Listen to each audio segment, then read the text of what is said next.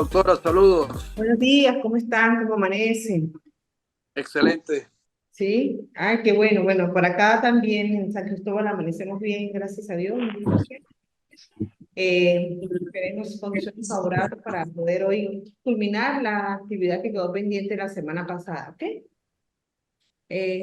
Bueno, ya puedo observar que tenemos 8 participantes. Estamos en 8 participantes en estos momentos. Entonces vamos a dar inicio. Bueno, vamos a reintroducir nuevamente donde quedamos, ¿sí?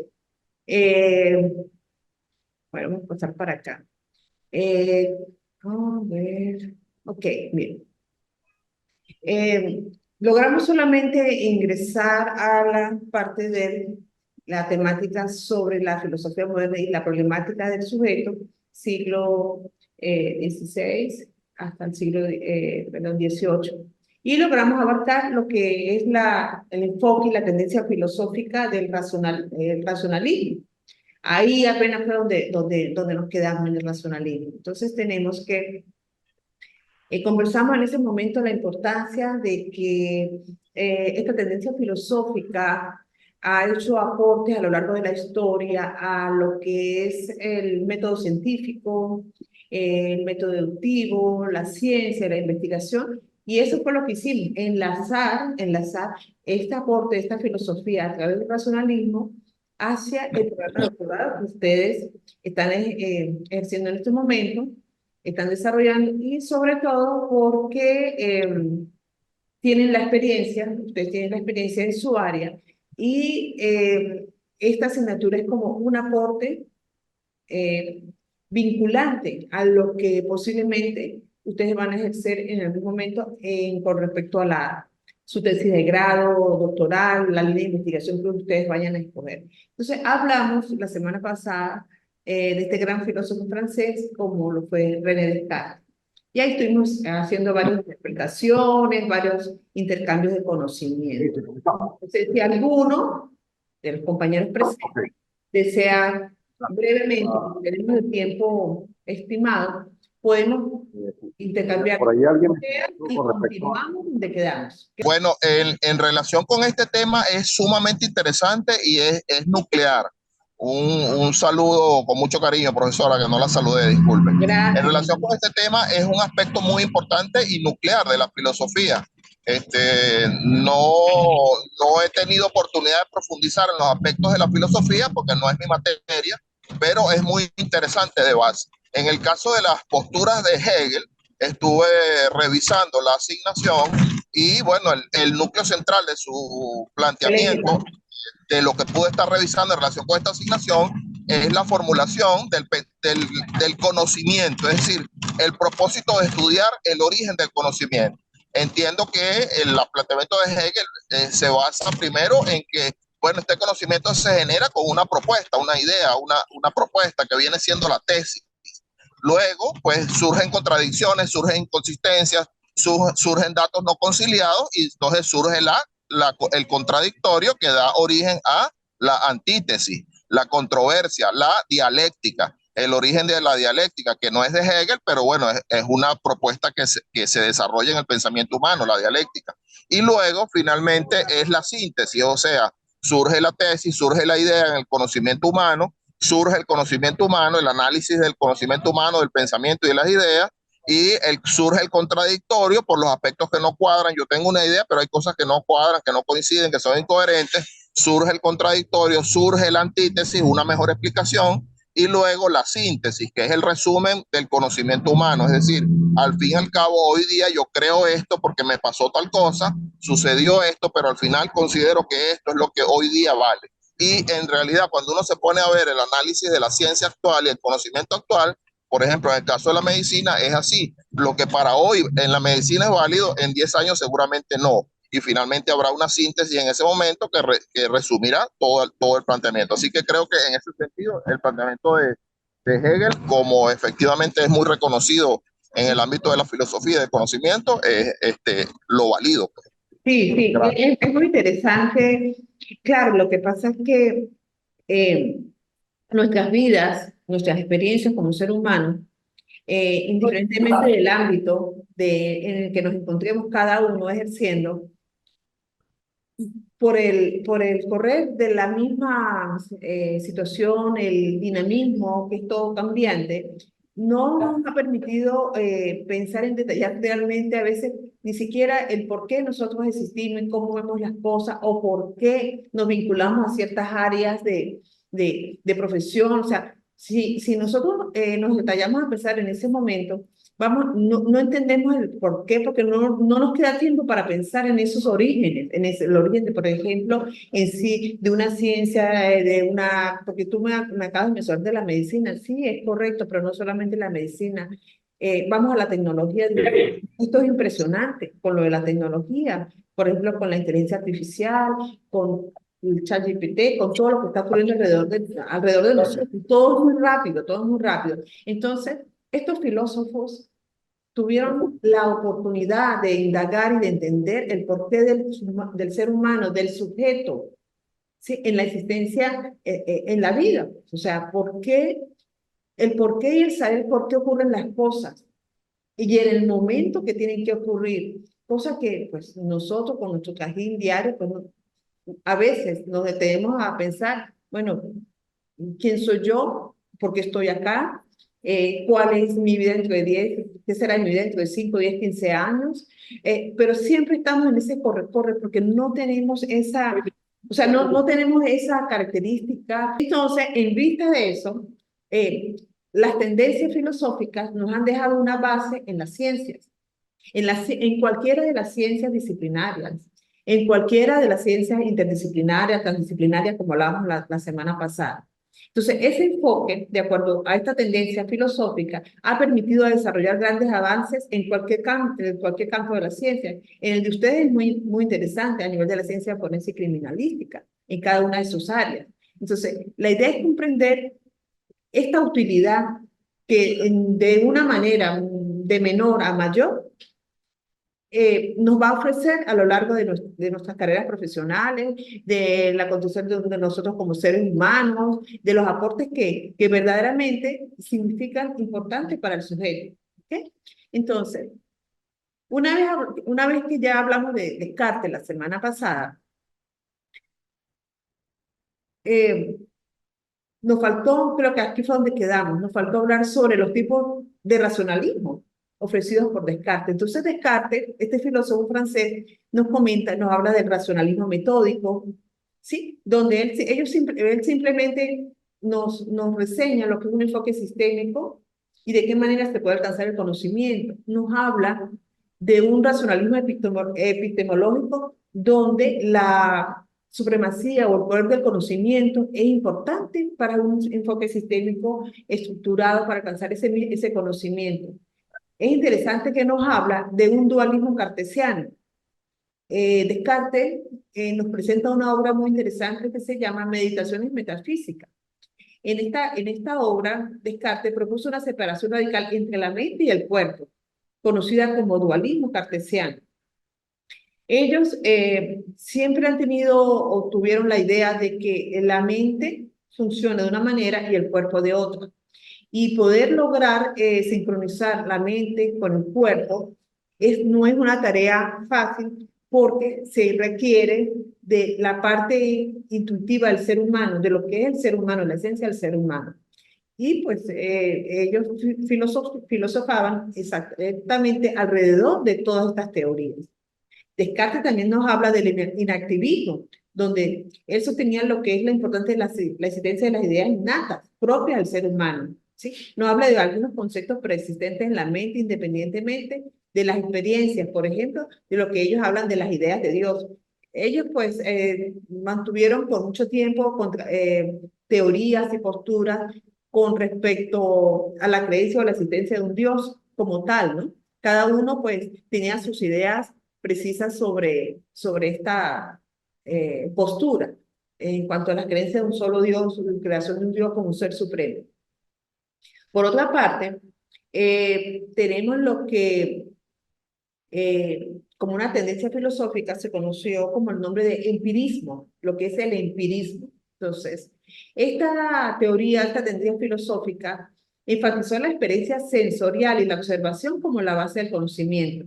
Entonces, la experiencia sensorial es lo que el ser humano podía percibir en cuanto a una experiencia vivida.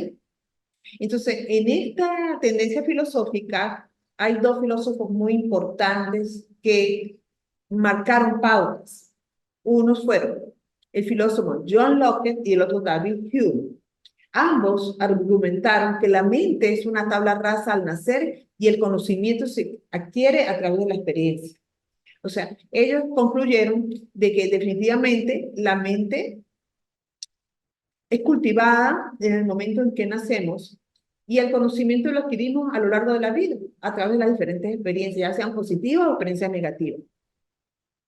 De la misma manera, John Locke, filósofo inglés, se destacó en la parte de la era del conocimiento a través de la epistemología, la política, la educación y la medicina.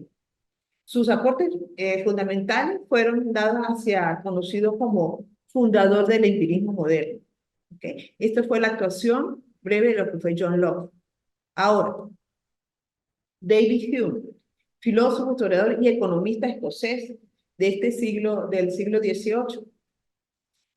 Él dejó un legado muy interesante en una obra que se llamó Tratado de la Naturaleza Humana, donde cuestionó la idea tradicional de la casualidad y argumentó que no podemos conocer la conexión necesaria entre eventos, sino solo la sucesión constante de uno tras otro.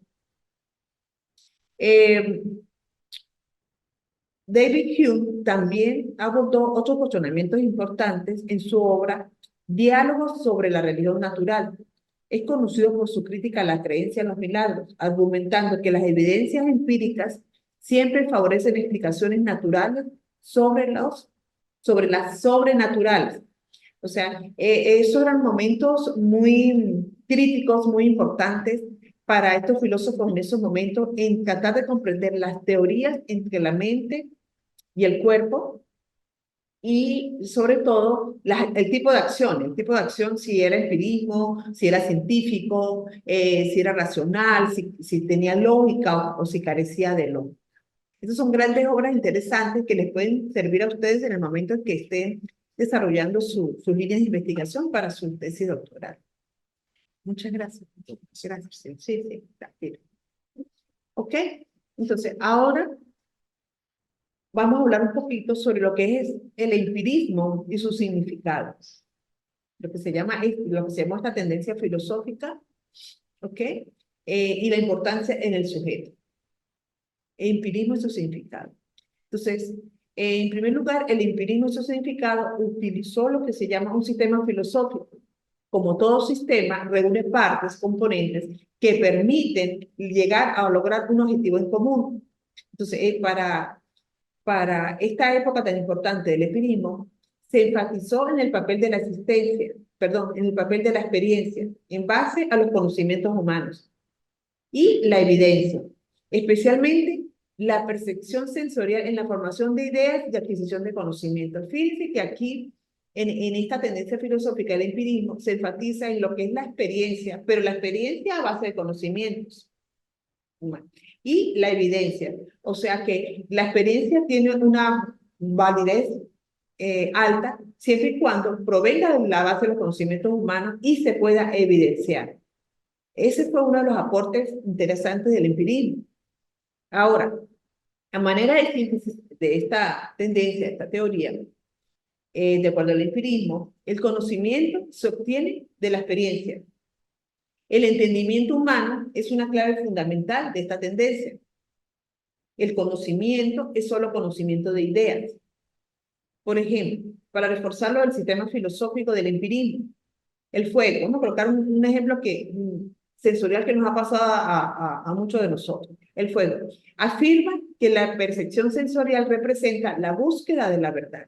¿Qué ocurre cuando, bueno, nosotros por X circunstancia recibimos calor, nos quemamos en la cocina o recibimos ¿cómo se llama? Un quemadito, pues cuando tenemos un estímulo, un reflejo sensorial, ¿sí?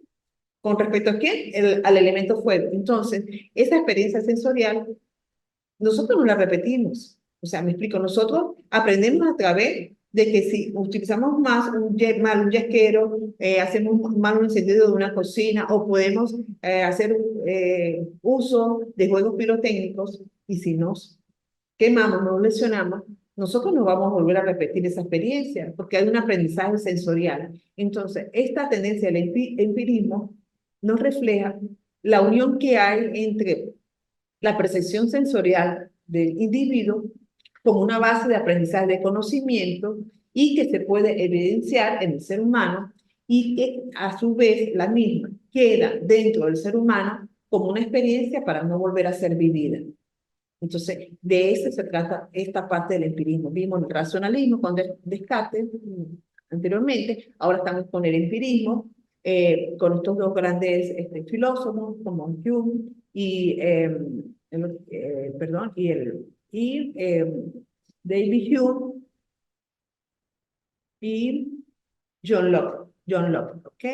Entonces, de acuerdo a este resumen, me gustaría a ver, que pudieran participar algunos dos compañeros que no lo han hecho, no lo pudieron hacer la vez pasada, en la clase anterior y en este momento. ¿Cómo pueden comprender la tendencia filosófica del empirismo a base del aprendizaje de conocimientos, a base de estímulos y percepciones sensoriales y evidenciarlo a través de lo que es la ciencia forense y criminalística? O sea, cómo estos filósofos en sus teorías pueden dar esos aportes y contribuir con ustedes en sus áreas. A ver, por acá veo a Diana, veo a Laura, que no participa, el doctor Angelo. A ver, ¿quién de ustedes puede participar?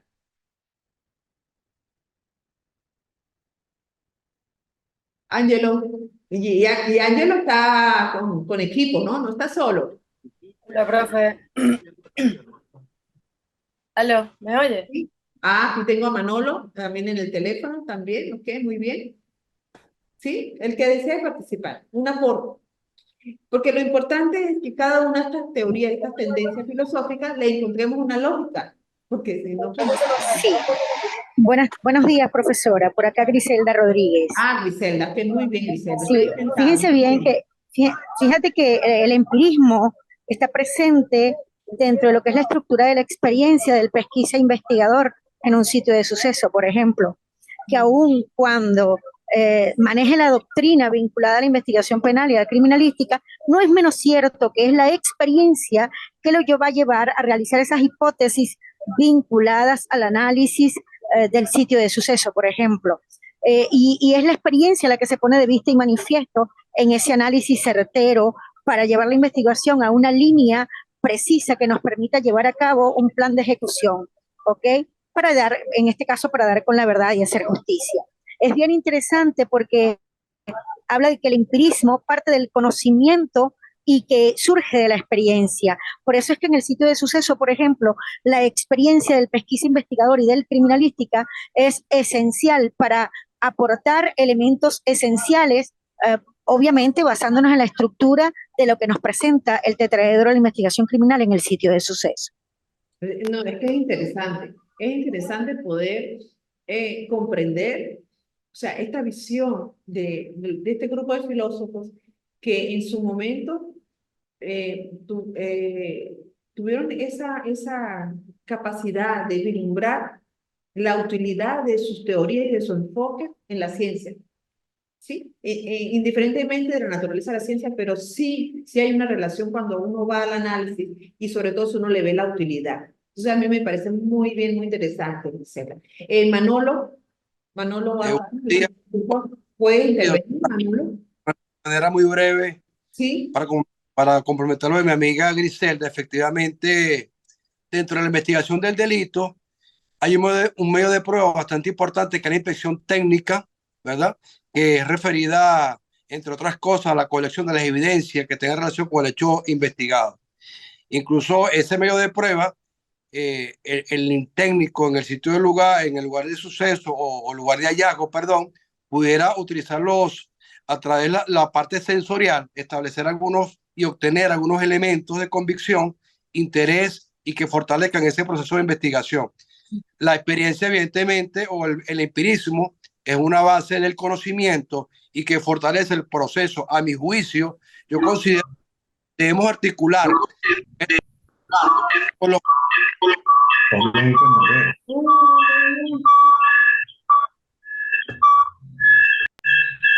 Alguien tiene un ¿ya? Encendido. Por favor, Víctor, puedes apagar tu micrófono. Gracias. Ajá, puede continuar, Manolo. a mi juicio, brevemente, es pertinente y necesario que ese conocimiento, lo que es el empirismo, enlazarlo con la parte objetiva de una investigación, llámese técnicas, procesos, procedimientos y otros que sean de interés. A mi juicio, la hipótesis no se establece. La hipótesis, como un paso del método científico, se genera sobre la base de una idea, una predicción de manera lógica y razonable que tenga peso, pues esta hipótesis inicialmente formulada va a ser descartada o convalidada al final del método científico. Sí, sí, no, es interesante, tiene bastante utilidad para ustedes. Pero es en ese caso porque me imagino que el experto, cuando trabajó su soporte, ¿no? Ah, ¿quién me Pero- habla? ¿Quién me habla, por favor? Ajá, Ok, fíjense, el tema del empirismo es de cuidado, de porque cuidado. no toda experiencia forma parte válida de la ciencia. Es decir, el hecho de que el empirismo esté casado con la experiencia, tiene que tener cuidado con el método, que forma parte también del otra, aunque es otra corriente filosófica que la parte del método, por lo menos en derecho, el empirismo se basa en tres cosas: en la experiencia, en el formalismo y en el pragmatismo. Porque como el derecho es netamente cualitativo, aunque se basa en normas positivistas, también tiene una carga social donde su aplicación, por mucho que tenga una aplicabilidad sustentada en una norma, la misma se basa netamente en la ciencia social. Entonces considero que más allá de la experiencia que puede tener un abogado, por ejemplo, en hacer un divorcio que sea del mutuo acuerdo, no todos los divorcios son iguales. La experiencia se va a basar siempre en ese contexto del sujeto social donde tú vas a basar esa experiencia. Es lo que Claro. a mi modo de Sí. verlo veo. Sí, o sea, fíjense que todos son enfoques y postura.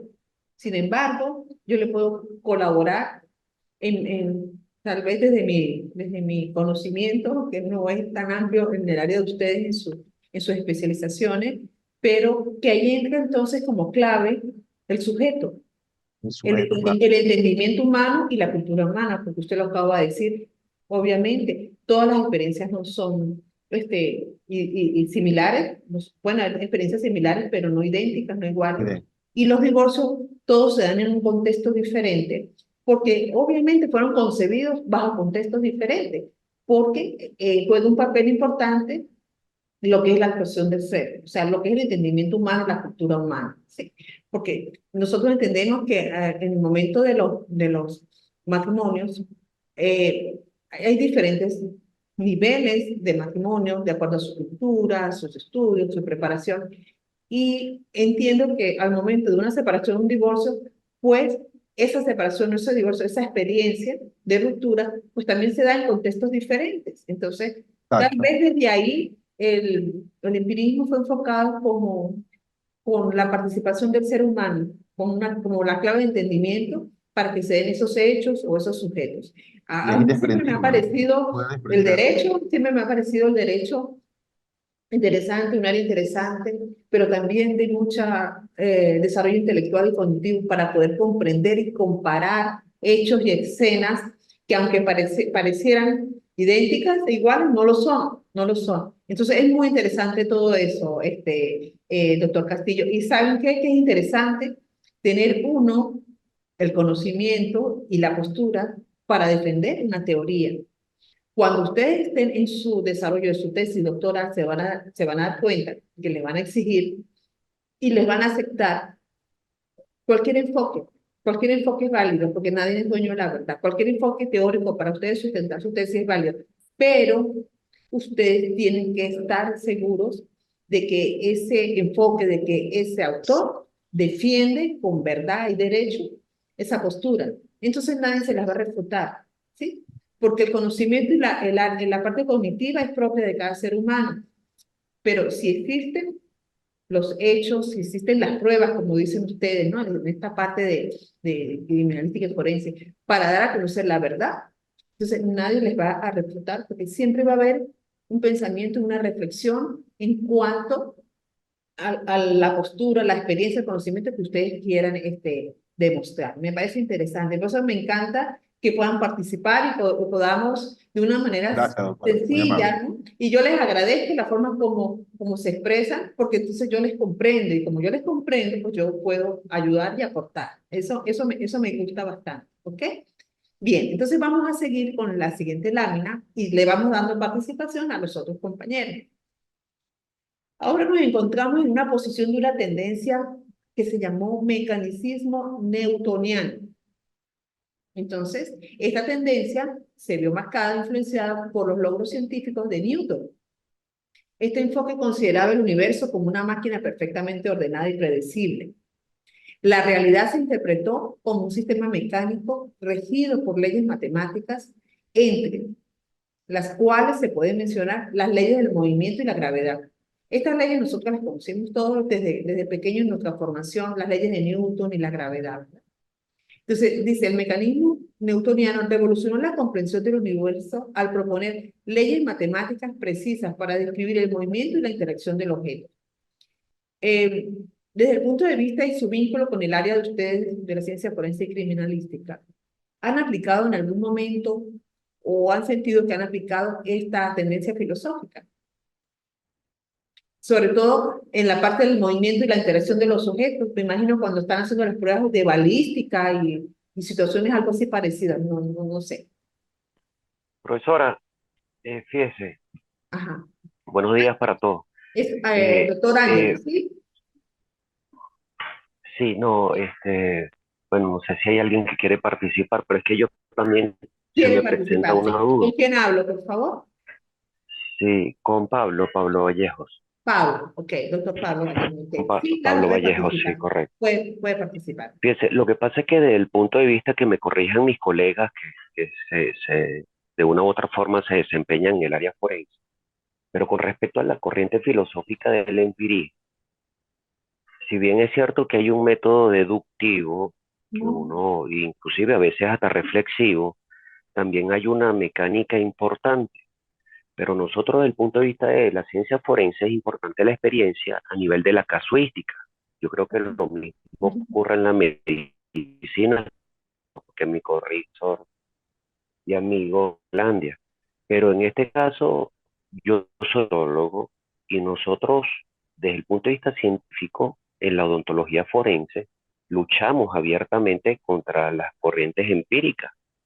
Porque si bien es cierto que manejamos muchos casos de malpraxis, y es porque hay personas que de una u otra forma estudian 2, 3 años, 4 años de carrera, no se gradúan y cometen iatrogenias impresionantes. Entonces, claro, comparándola con la filosofía del mecanicismo y con respecto al el empirismo, para nosotros es justamente un muro con el que chocamos, puesto que la ciencia se basa en justamente cumplir con las normas y los parámetros previamente establecidos. Porque si usted no tiene el título, que justamente va concatenado a adquirir los conocimientos y certificados formalmente a través de la obtención de un título y que sea registrado y que ese título y aparte inscribirse en un colegio profesional, un gremio, para luchar justamente contra eso. La ciencia forense se rige particularmente arraigado a digamos, a esa matriz previamente establecida por las normas. Entonces, claro, si bien es cierto que uno acumula experiencia a través de los casos, también es cierto que nosotros aplicamos la norma y los métodos para poder cumplir con la función científica que nosotros tenemos. Entonces, sí la usamos, pero la usamos para el convencimiento del experto. O sea, lo usamos en base a una experiencia, pero justamente de la ciencia forense debemos luchar para que eso no ocurra. Ujú, Esa es mi duda y por eso quería aclararla con usted y con los compañeros. ujú. Sí, claro, claro, son posiciones de acuerdo a escenarios y condiciones particulares, ¿no? Si bien es cierto, pues estas tendencias filosóficas han ayudado durante lo largo de la existencia del ser humano en apoyo a la ciencia, a la investigación y al método científico, pero no aseguran de que todo lo que en ellas está plasmado sea exactamente cierto. O sea, me explico. Siempre hay debilidades y carencias eh, que tienen su defecto en cada una de estas tendencias filosóficas.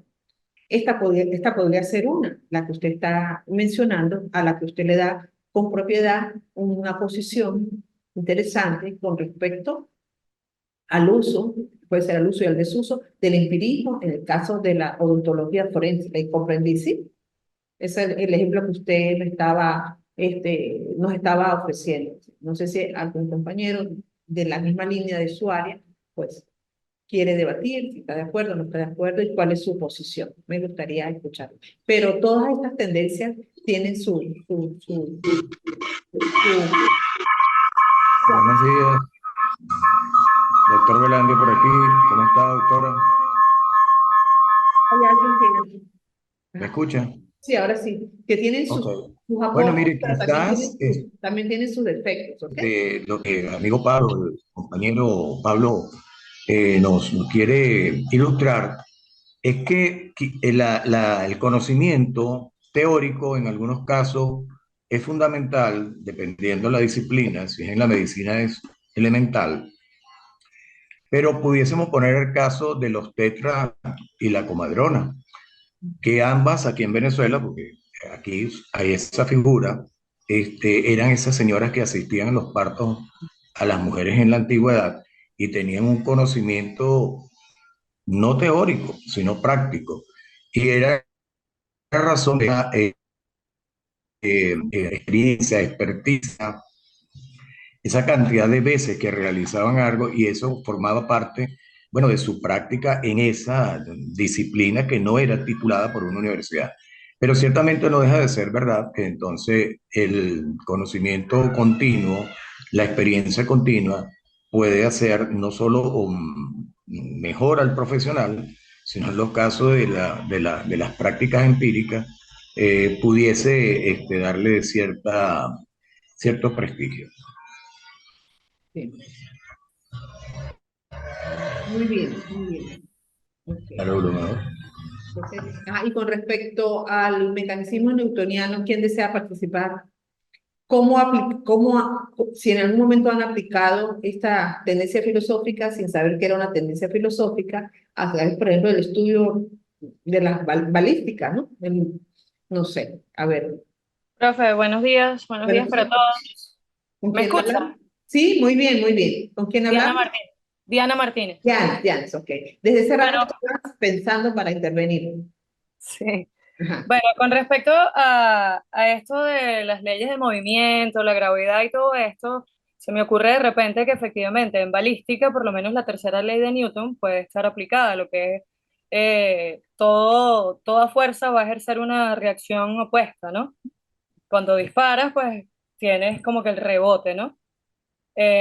También de repente en un abalanzamiento, esa caída libre, un empuje, todo objeto se va a mover a través de una fuerza. Y si el objeto es más pesado, pues va a requerir una fuerza mucho mayor para ejercer esto. Pienso que en esas áreas, pues, bueno, en muchas de las áreas. Bueno, le entendí a Diana su exposición y su aplicabilidad en cuanto a esta tendencia filosófica. Sí, bueno, y es interesante ver cómo le podemos dar utilidad, ¿verdad? Aquí estamos, ya un momentito. Empirismo, mecanicismo, ok.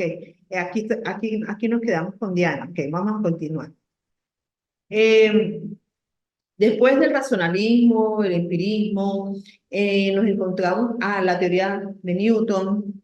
Entonces continuamos con el idealismo, con el idealismo. ¿ok? Entonces, en esta tendencia filosófica nos encontramos con dos filósofos de esta corriente muy interesantes, que son George Berkeley y Immanuel Kant. Ellos ambos argumentaron que la realidad externa es dependiente de la percepción y la mente. ¿Cómo lo enfocan? Berkeley, a través del idealismo subjetivo, él también fue un filósofo empirista, sostuvo que la realidad consiste solo en las percepciones sensoriales y que los objetos existen solo cuando son percibidos por una mente. Es bastante subjetivo, es su idealismo, ¿no? Para poderlo comprender y aplicar. Sin embargo, Immanuel Kant, conocido por su obra Crítica de la razón pura, aborda la relación entre la experiencia y el conocimiento. Él es más objetivo. ¿Okay? Entonces, introdujo la noción de a priori y a posterior para distinguir entre conocimiento independiente de la experiencia y conocimiento derivado de la experiencia. En el caso de estos dos, de la tendencia filosófica, hoy día, digamos que la postura de Immanuel Kant es más aplicable en la mayoría de los casos de la ciencia, pasando el idealismo subjetivo, el que nos habla Berkeley, como un nivel algo complicado de poder comprender de qué manera los objetos existen solo cuando son percibidos por una mente, porque la mente es algo intelectual propio del sujeto y poder comprender y entender lo que ocurre alrededor de nuestra realidad, para el caso de la ciencia, no es tan comprensible. Luego, de este sí saben ustedes bastante, yo estoy segura que sí, y es sobre el positivismo de Augusto Comte. En el positivismo de Augusto Comte, abogó por el método científico aplicado a todas las disciplinas, enfatizando la importancia de la evidencia empírica. Entonces, Comte es conocido por ser fundador del positivismo. Su enfoque fue realmente filosófico, científico, y abogó por el conocimiento basado en hechos observables y verificables. Entonces, argumentó que la sociedad debería seguir los métodos de las ciencias naturales para comprender y mejorar la condición humana. Por otra parte, también propuso una clasificación de las ciencias según su grado de complejidad, desde las ciencias matemáticas y físicas hasta las ciencias sociales. Creía que la sociología o la física social sería la culminación del conocimiento positivista. Comte aporta grandes aportes a la filosofía moderna y a la ciencia. Sus estudios, pues, han sido y siguen siendo de interés en la actualidad en el acontecer científico, porque su tendencia va más a la acción de observación, verificación, obtención de resultados, más a una ciencia objetiva que subjetiva, a diferencia de los anteriores, ¿ok? No sé, ¿quién desea participar con respecto a Augusto Comte y su aplicabilidad al campo de ustedes? Por aquí tengo a a Manolo. Manolo, sí. Sí, doctora, nuevamente, brevemente, gracias. Finalmente, quería acotar algo. Actualmente, quienes integramos el sistema de justicia penal, Ajá. de un team equipo, hemos diseñado y construido algunos protocolos de actuación. Esto con la firme intención de, a mi juicio, minimizar lo que es la parte, la opinión subjetiva de los operarios. Los protocolos de actuación fueron aprobados por las máximas instancias del sistema de justicia penal y estandarizan los procesos forenses y para la investigación del delito. De tal manera, escuchando, y de verdad que me gusta mucho el aporte de Augusto Comte, porque Augusto Comte, dentro de su ley de los 3 estados, él afianza el tema de aquellos hechos fácticos que son observables, verificables, demostrables desde el punto de vista científico. De tal manera, nosotros en esos protocolos de actuación, escuchando su versión, hemos acuñado esa corriente, porque a decir verdad, a mi juicio y con mucho respeto, creo que el proceso penal venezolano en su esencia no simpatiza mucho con la parte subjetiva, porque hay cosas que ya están escritas y en muchos casos los operarios, por razones personales, ideales, subjetivas y de conocimientos empíricos, no nos alineamos con el tema de lo que ya está escrito. De hecho, dentro de poco, si permite Dios, de hecho aquí está el amigo Pablo, que un grandes aportes de Ministerio Público, también Poder Judicial, Defensa Pública, Defensoría del Pueblo y otros órganos de policía, y de alguna manera en el debate se construyó o se han construido varios protocolos de actuación para el fortalecimiento de la investigación del delito y de la actividad forense. Esto para dar una clara definición del proceso desde el punto de vista científico para ese fortalecimiento de la investigación. Doctor Manolo, una pregunta. Bueno, tengo una inquietud después de escuchar su exposición.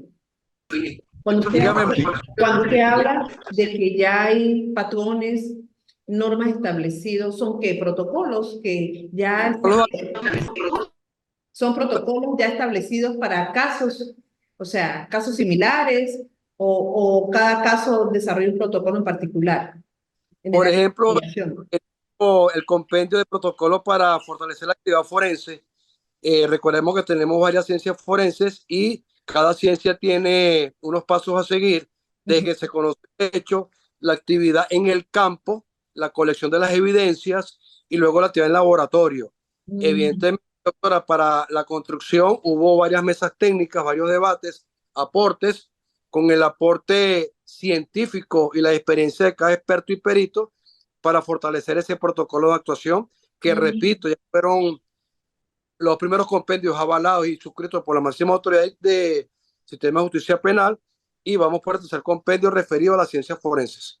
Ok, ya, es interesante, sí. O sea, es como un protocolo de normas y procedimiento para cada caso. O sea, o sea, es interesante poder establecer esos protocolos, ¿no? Ser parte de esos protocolos de investigación, ¿no? Para esos casos especiales, de acuerdo a la ciencia forense de ustedes. Tengo entendido que está el área de toxicología, odontología forense, a ver, patología. No crea, siempre me ha gustado ver la serie esta de escenas del crimen, me ha parecido interesante, ¿no? Y veo que me ha ayudado, ¿no? Me ha ayudado en algo a entender y comprender un poco las posturas de ustedes. Muchas gracias, doctor Manuel. Ok, muy bien. Entonces vamos a continuar. Bueno, esto es prácticamente la última la tendencia, con mucha crítica, tanto positiva como negativa, lo que es la tendencia filosófica del marxismo, ¿no? Después desarrollada, como ustedes lo saben, por Carlos Marx, propuso una interpretación materialista de la historia y la sociedad. ¿Desde qué punto de vista o de qué manera la enfatizó Marx? Enfatizó la lucha de clases como el motor del cambio social y abogó por la transformación de la sociedad capitalista hacia una sociedad sin clases, basada en la propiedad colectiva de los medios de producción. Marx propuso el materialismo histórico como un enfoque para comprender la evolución de las sociedades a lo largo del tiempo. Este enfoque le permitió hacer una revolución de la manera en que se aborda la historia y la sociología, al centrarse en las condiciones económicas y materiales como factores claves en la configuración de la sociedad. Otros aportes del marxismo fue la lucha de clases, en resumen, de mayor interés, la lucha de clases y la crítica al capitalismo. No sé quién desea participar con respecto a la tendencia filosófica del marxismo y su aplicabilidad en la ciencia actual.